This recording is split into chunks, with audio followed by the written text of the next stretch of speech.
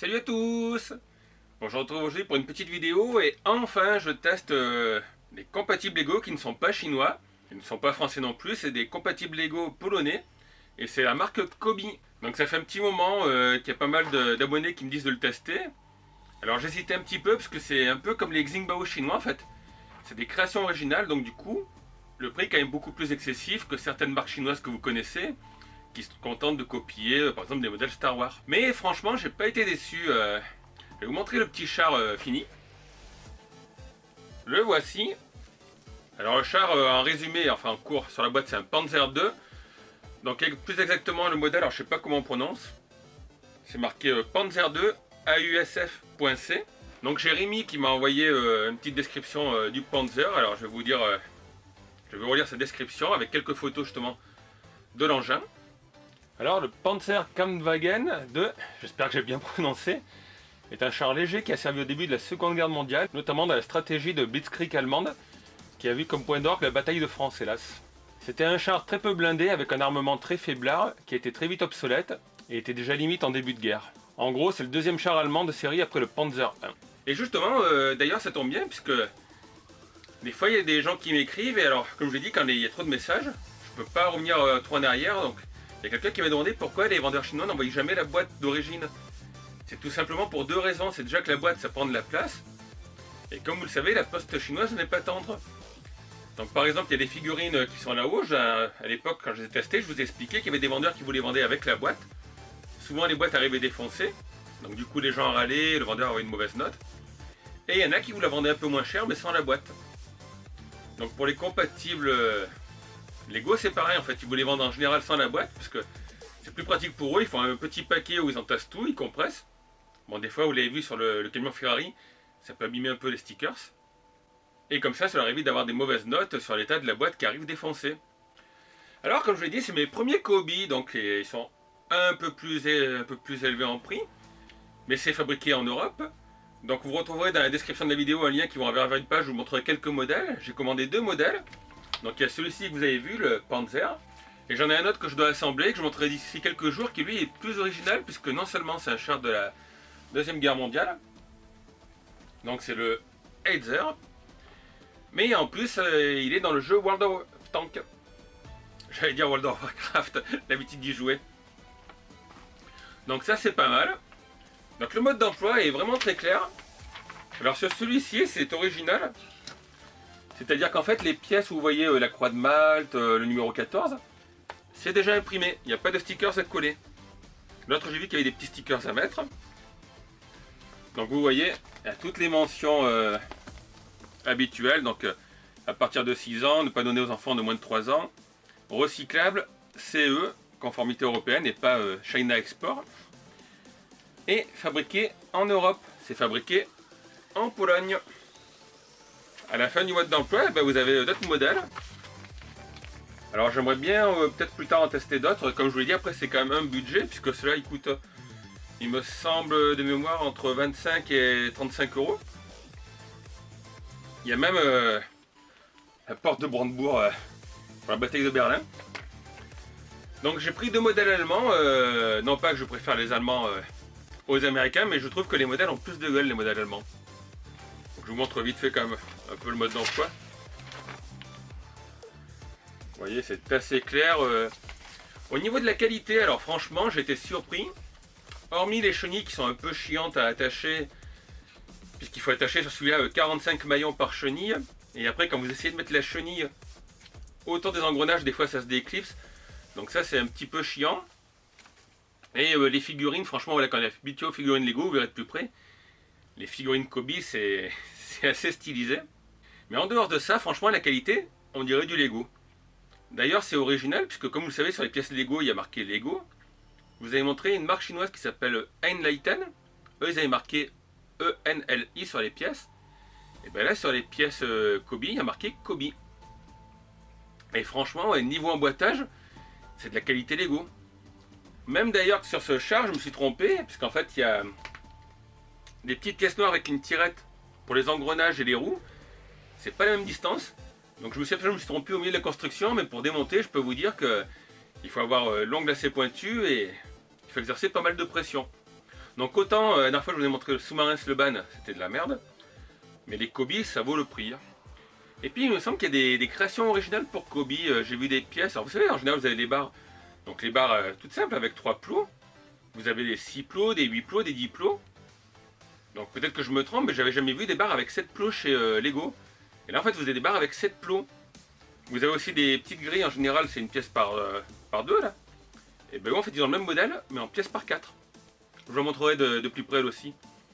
Donc je pense qu'ils ont fait des créations originales à eux. À moins que ça existe en Lego, ça vous me le direz dans les commentaires. Je me doute bien que si jamais je me trompe, il y en a quelques-uns qui me le font constater dans les commentaires. Mais voilà, en tout cas, on va donc aller voir d'un peu plus près ce fameux char Panzer de chez Kobe. A de suite les amis. Voilà donc le char de plus près, franchement j'adore celui-là, il a vraiment de la gueule. Bon, j'aurais pas aimé être en 39-45 face à ce char, ça c'est sûr. Mais là je trouve que non, il est vraiment bien. Donc comme je l'ai dit, en fait c'est pas des stickers, c'est déjà imprimé sur les pièces. Alors vous avez les chenilles, donc qui sont un peu chiantes, je vous le dis, à clipser, parce qu'il faut clipser 45 petites pièces noires. Et après voilà, au niveau de l'articulation, c'est pas non plus ça. Mais je pense pas que vous les preniez quand même pour jouer, en général ça va être plutôt pour exposer. Donc à la rigueur pour les chenilles, je préférais les chenilles du petit Wally de chez Lego. Et même le compatible chinois d'ailleurs marchait très bien. Donc là vous avez le petit personnage, alors ce que je vous disais, les personnages Kobe. C'est un peu spécial parce qu'on n'est pas habitué à ce genre de personnage. Bon, la figurine est bien détaillée je trouve, hein, mais voilà, il a quand même une drôle de tête. Puis au niveau des jambes, c'est moins pratique pour emboîter avec ces deux petits pieds. Mais ça a le mérite d'y être, donc on la met là quand même. Dessus, je vous ai dit, donc il doit y avoir des pièces qui sont des créations originales, je pense, pour cette marque. Parce qu'il y a cette petite pièce où on peut fermer le couvercle. Donc bien sûr, la tourelle, vous pouvez la pivoter. Alors ce qui est mal foutu, mais je pense qu'à l'époque ça doit être aussi flexible, c'est qu'il y a l'antenne qui est là. Donc vous pouvez pas faire 380 degrés. Sinon la tourelle tourne bien. Donc d'ailleurs aussi, vous voyez, vous avez la croix allemande. Je sais pas, je dis croix de Malte, c'est pas la croix de Malte, c'est la croix allemande. La croix de Malte, des petits trucs au bout. Donc le char est assez compact, hein. Honnêtement, vous construisez la base. Je vais vous la montrer après. La base est bien élevée.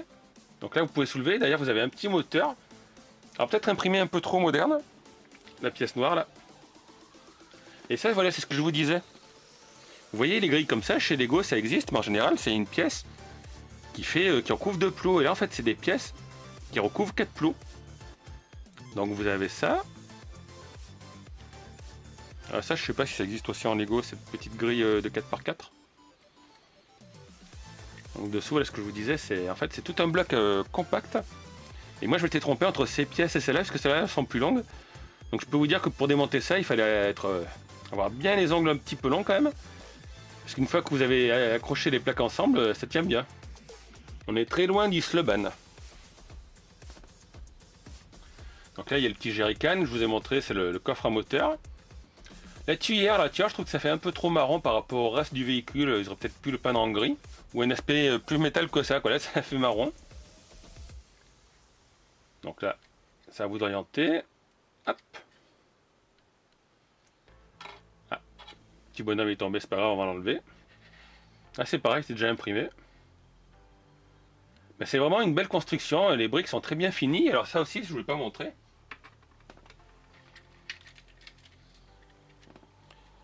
Et là, vous pouvez le voir, c'est marqué Kobe sur les pièces. Alors, les pièces sont très bien finies, il n'y a pas de défaut, il y a pas mal de pièces en trop. Ça c'est pas mal, il y avait une barre comme ça en trop, il y avait... les chenilles en général, il y a toujours 2 mailles en trop au cas où vous en cassez une. Donc sur le char, vous avez vu, vous avez le jerrycan, une petite pelle que vous emboîtez là, une pioche, ça c'est pareil, les crochets, il y en a 4 ou 5 en rab. Donc pratique si vous en cassez un. Voilà, ça vous avez vu la petite tourelle, donc ça s'ouvre. Vous pouvez mettre la figurine.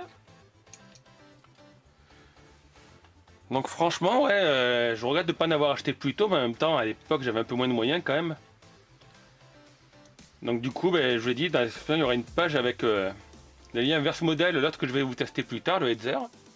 Et d'autres modèles, il y a des modèles que j'aimerais bien m'acheter, d'autres véhicules encore allemands, je sais.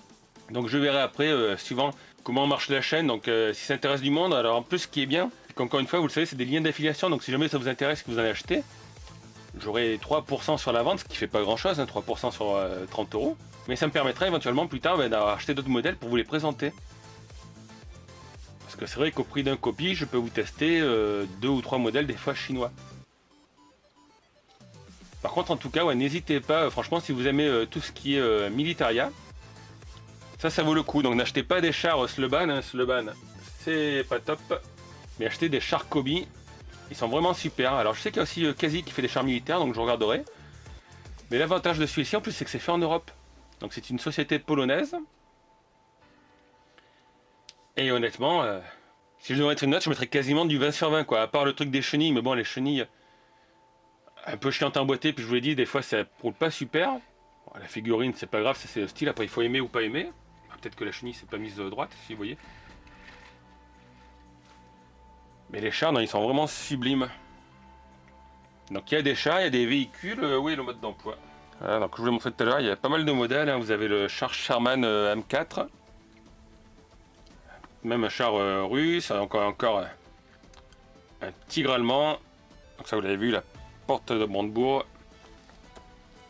Petit char, bon cheval, non ça c'est pas pour moi. Ce véhicule aussi est pas mal quand même. Donc ils appellent ça la Small Army, Deuxième Guerre mondiale bien sûr. En plus c'est bien parce que sur la notice, si vous mettez, vous voyez là il y a 2 tailles de tiges. Bon c'est dommage, je peux dire qu'il y avait 2 tailles pour ces pièces là. Je vais vous les montrer. Voilà, ça ils auraient pu le préciser en fait. Vous le voyez pas là, mais il y a un petit bout en plus. Et moi je me suis trompé, donc là j'avais mis les mauvaises qui étaient plus longues. Et après j'ai dû tout démonter. Et vous voyez, comme je l'ai dit, c'est un socle qui est Maou ça. Alors les sachets sont numérotés, mais ça sert à rien parce qu'il y a un sachet numéro 1, un sachet numéro 2. Et en fait la moitié des pièces est dans le premier sachet et la moitié est dans le deuxième. Donc au lieu d'avoir des petits sachets 1, 2, 3, 4, 5, en fait dans le sachet numéro 1 vous avez 4 ou 5 petits sachets de pièces détachées. Donc voilà, en tout cas j'espère que la vidéo vous a plu, donc n'hésitez pas à me dire ce que vous en pensez. Je sais que ça va faire plaisir à pas mal d'abonnés qui voulaient que je vous le teste depuis un petit moment.